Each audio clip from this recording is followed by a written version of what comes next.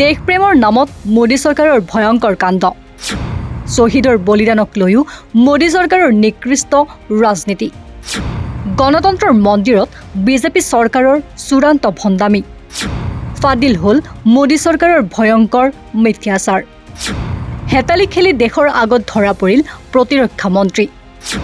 পোহৰলৈ আহিল মোদী চৰকাৰৰ ভয়ংকৰ প্ৰতাৰণা অপাৰেশ্যন সিন্দুৰত 6 সেনাৰ মৃত্যুৰ খবৰ কিয় লুকুৱালে মোদী চৰকাৰে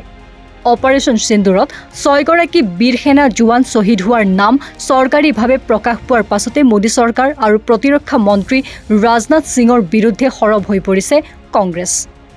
দেশৰ হকে সৰ্বোচ্চ বলিদান দিয়া সেনাৰ খবৰ লুকুৱাই মোদীৰ বিজেপি চৰকাৰে জোৱানসকলক চৰম অপমান কৰাৰ লগতে সমগ্ৰ দেশ আৰু সংসদকো বিপথে পৰিচালিত কৰাৰ গুৰুতৰ অভিযোগ উত্থাপন কৰিছে বিৰোধী দলটোৱে কংগ্ৰেছৰ মিডিয়া বিভাগৰ প্ৰধান পৱন খেৰাই শনিবাৰে এক্সৰ যোগে যোৱা বৰ্ষৰ বৰ্ষাকালীন অধিৱেশনৰ এটা ভিডিঅ' শ্বেয়াৰ কৰি প্ৰতিৰক্ষা মন্ত্ৰীগৰাকীক কঠোৰ সমালোচনা কৰে ভিডিঅ'টোত ৰাজনাথ সিঙে লোকসভাত দাবী কৰিছিল যে অপাৰেশ্যন সিন্দুৰত কোনো ভাৰতীয় সেনাৰ ক্ষয়ক্ষতি হোৱা নাই এই সন্দৰ্ভত খেৰাই কয় যে ইয়াৰ দুটাই মাত্ৰ কাৰণ থাকিব পাৰে প্ৰথমটো হ'ল নিজৰ মন্ত্ৰালয়ৰ বিষয়ে প্ৰতিৰক্ষা মন্ত্ৰীগৰাকীৰ কোনো ধাৰণা নাই যিয়ে তেওঁৰ চৰম অযোগ্যতা প্ৰমাণ কৰে নহলে তেওঁ সকলো জানি শুনিও গণতন্ত্ৰৰ মন্দিৰত থিয় হৈ দেশবাসীৰ আগত গোকাত মিছা মাতিছে শ্বহীদৰ বলিদানক লুকুৱাই ৰখা কাৰ্য সঁচা অৰ্থত দেশপ্ৰেমীৰ বাবে অসহ্যকৰ আৰু ই বীৰ জোৱানসকলৰ প্ৰতি এক চৰম অপমান বুলি খেৰাই ক্ষোভ উজাৰে উল্লেখ্য যে 2025 চনৰ 28 জুলাইত সংসদত বিৰোধীক প্ৰত্যাহ্বান জনাই ৰাজনাথ সিঙে কৈছিল যে অপাৰেশ্যন সিন্দুৰত কোনো সেনা হতাহত হোৱা নাই যাৰ পাছত শাসকীয় পক্ষই টেবুল চপৰিয়াই উল্লাস প্ৰকাশ কৰিছিল এতিয়া 6 গৰাকী শ্বহীদৰ নাম পোহৰলৈ অহাৰ পাছত সমগ্ৰ দেশজুৰি মোদী চৰকাৰৰ বিৰুদ্ধে তীব্ৰ প্ৰতিক্ৰিয়াৰ সৃষ্টি হৈছে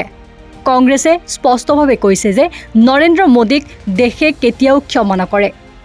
ছ'চিয়েল মিডিয়াতো সাধাৰণ ৰাইজ আৰু সাংবাদিকসকলে চৰকাৰক তীব্ৰ ভৰ্ৎসনা কৰিছে প্ৰিয়া সিং নামৰ এগৰাকী নেটিজেনে মোদীৰ হেঁচাত ৰাজনাথ সিঙে সমগ্ৰ দেশক লজ্জিত কৰা বুলি অভিযোগ কৰি কয় যে যিসকল পৰিয়ালে নিজৰ সন্তানক হেৰুৱালে তেওঁলোকক এবছৰ ধৰি অন্ধকাৰত ৰখা কাৰ্যই মোদী চৰকাৰৰ প্ৰতাৰণাৰ চৰিত্ৰ উদঙাই দিছে একেদৰে সাংবাদিক উমাশংকৰ সিঙেও সংসদত শাসকীয় পক্ষৰ সেই মিছা উল্লাসৰ কথা সোঁৱৰাই দি চৰকাৰৰ ভণ্ডামিক তীব্ৰ সমালোচনা কৰে অৱশ্যে এই ভয়ংকৰ অভিযোগৰ সন্দৰ্ভত চৰকাৰৰ তৰফৰ পৰা বৰ্তমানলৈ কোনো আনুষ্ঠানিক প্ৰতিক্ৰিয়া প্ৰকাশ হোৱা নাই news desk report north east নাও